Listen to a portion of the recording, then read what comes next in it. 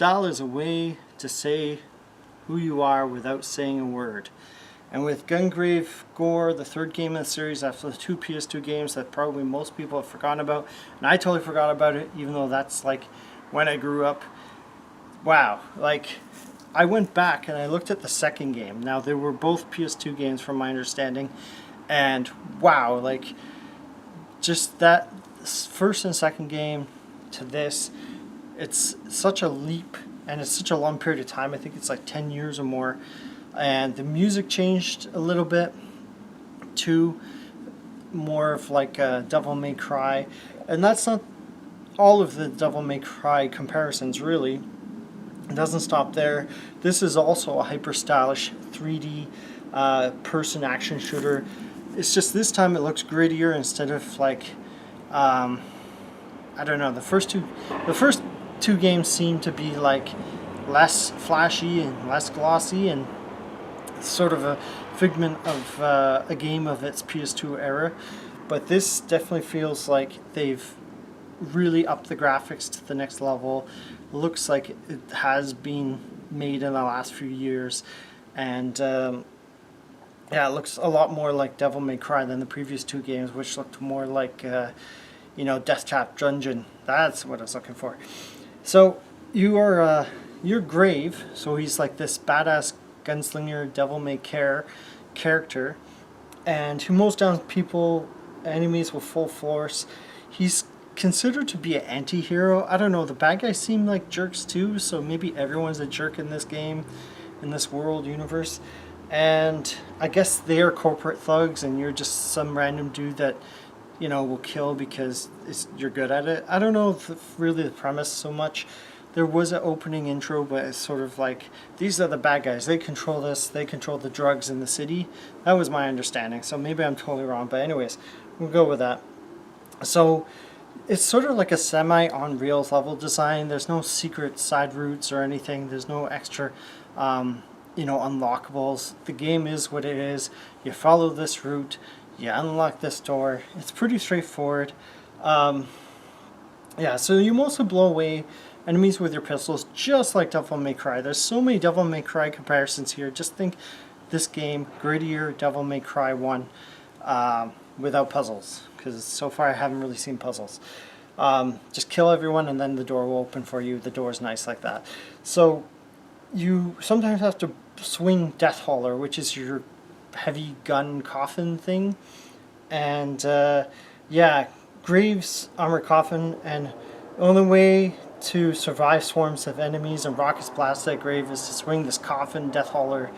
And there's like a, you know, minor gung fu fancy moves. So like if you don't want to blast away from a distance, you can like fire your hook. It's like a pirate hook or a whaling hook, and it can bring enemies close, and then you pop them at close range.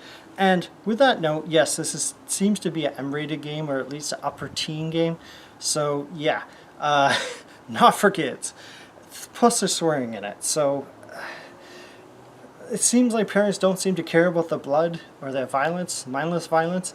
It's the swearing that upsets parents. So parents, you know, they're swearing in this, but it's stupid swearing. Let's just put it that way. Mindless swearing.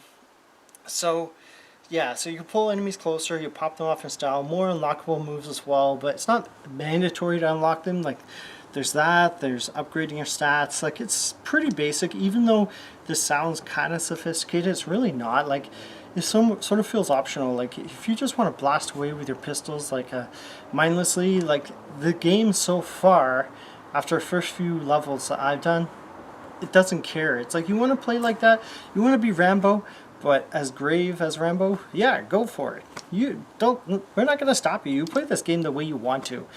That seems to be how this game is designed. Like you want to have a fancy move where you get more points and life back, and your shields. And that's the other thing, your shields come back, which I don't think happens. It's been a while since I played the original Devil May Cry's. That doesn't happen in Devil May Cry, from what I remember.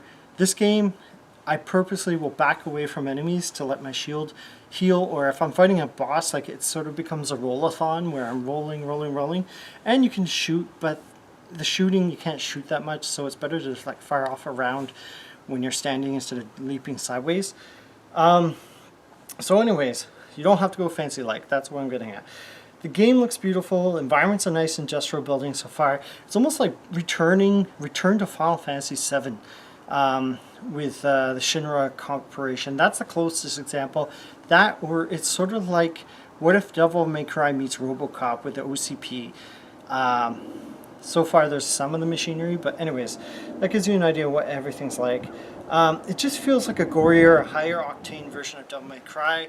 The music in this game compared to the previous games are really influenced by Devil May Cry and sort of the music, KDFM, and I love it.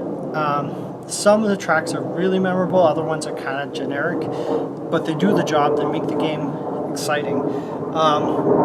So instead of solving puzzles like Devil May Cry, you enter each room activating your special moves, or just blasting away mindlessly, swinging your coffin wildly, or unleashing round after round of clubs, and the enemies. So it's a mindless, high stylish action shooter that has extra moves if you want to unlock them, but it seems happy, as I suggested, to let you just blast away if you want to enjoy the mindless shooter without excessive finesse.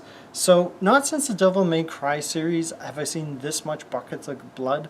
I did play RoboCop recently, but before that I can't remember the last game where, you know, you're firing away and like there's people, like you're just mowing down people. Like I can't remember the last game that takes such almost joy from mowing down people, and I guess that's what makes this game thrilling, and it also unfortunately makes it mindless.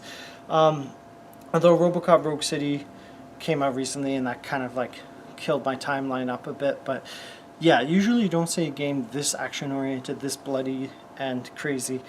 RoboCop is an exception because it's RoboCop, where it lets you butcher arms off. So anyways, this really feels like Bayonetta without, like, I don't remember Bayonetta really being this intense, but some parts seem to be that way. So it's more like Devil May Cry really, but there's not so much. I don't think the goofiness is there as much as Bayonetta or Devil May Cry, like depending on which Devil May Cry we're talking about. This feels like it's got to be stylish and it's got to be cool. It's got to be like Ninja Gaiden but with double blasters or double pistols. You know, everything's got to be stylish. There's optional DLC. It looked like there were costumes, like past costumes from last games. $5 a pop, but you don't need to get those. Anyways, so finally, the proper cons, where there's a lot of audio repetition, and I love the music, but like it's sort of like every fight kicks in. It's like, oh, that track I heard like 10 times just kicks in. Like instead of being like synced in and out, it's just the track's played, then it just abruptly ends, then it starts again, abruptly ends, which sucks because it makes the music, you know, not as potent, I feel. I just saw a track also of the generics punks. Like they would tell me to for F you, and it's like it's the same thing all the time. It's like that's all they have to say. It's not like he's here. No, it's like F off, F you. Like it's almost like a parody at that point when like every new person you meet is like F off, F you. I thought it was funny, but so they say a lot of the same thing all the time. It was noticeable, and not all the enemies do it. It's just like the generic punks, what I saw, but I feel like it still destroys the immersion. The biggest issue I have with the game is even on normal you get swarmed, and swinging your coffin around to kill the swarm, the enemies swarming you, seems insufficient to balance out the hordes. Even on normal, like it's easy to get stuck if you're not careful in the middle of a swinging swarm. And you know, you probably die. Like there were a few times I died where I'm like, I was doing my best to swing my coffin and I still died.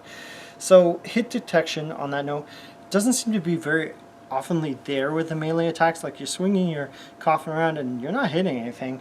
So I would keep swinging, somehow miss enemies that appear to be in my area, and it was just odd and janky for a game that seems to pride itself on being action oriented and combat flexible or sophisticated. The other thing I found out is there's no button rebinding, and like in the tilt around actions too close to the dodging sideways or shooting button configuration, and against the Ligaboo, which is that giant lizard snow mountain thing, I kept dodging and turn around. So sometimes you get caught in that boss's freezing or fire spells due to the default control settings. You cannot rebind the game, so it's like you just have to deal with it. And like I imagine, like every boss fight, you're probably dodging and then you'll accidentally tilt back. My solution was to jump backwards, and then that way I wouldn't get stuck in his attacks. But yeah, there's a gross lack of variety. Like that's the probably I would say the biggest issue with this game. You know, the game, the occasional difficulty spikes do take away from the blistering fast action and blood pumping music and intense battles. And the gameplay loop, as much as it is fun for a while, it just gets boring very quickly if you play level after level, like just trying to speed or through the game. And the gameplay loop is very similar, I found, to Dead to Rights, which I also miss, where the levels change, but you're pretty much moving from room to room. You pick up a machine gun or whatever, in that game at least, and then you're blasting your pistols and aiming. So the gameplay is very simple, and it's fun in short bursts, but this is like an all-out action fest. There's no secret routes, as I said, no reloading, which is kind of nice because I found that was the annoying part about RoboCop was you're constantly pausing to reload, and after a while that adds up a lot of time, really. The game is a lot of fun. I hate to repeat the old classic that we've said, or I've said over the years. It's fun one stage at a time. Doing 2 or 3 stages at once and the game feels super repetitive. For $68.99, the game feels like it's solid $20 or $30 title, but $70 is a little bit steep when the gameplay loop gets old super quick.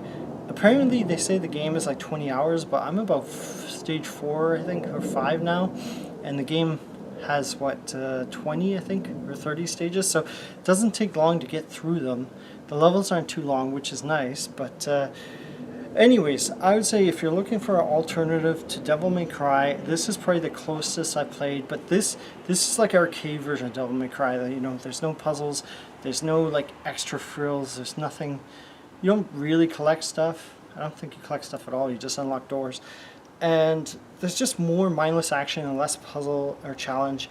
And this would sound perfect to you. If you thought that Devil May Cry there was too much backtracking and stuff finding, and yeah, then this is just straight up action, mindless action. And it's fun, actually. Don't get me wrong, just like in short bursts. It's stylish and pretty in areas. Other areas it's like kind of generic and simpler, less flashy game. But yeah, faster paced than even Evil West, which looks better, but I found it was less fun than this. This is like more immediate gratification. I'd give it a solid 8, honestly, even though the price is a little bit high, and I think I paid $40 for it instead of the full $70. It's a little bit high for the game you get, but it is a lot of fun.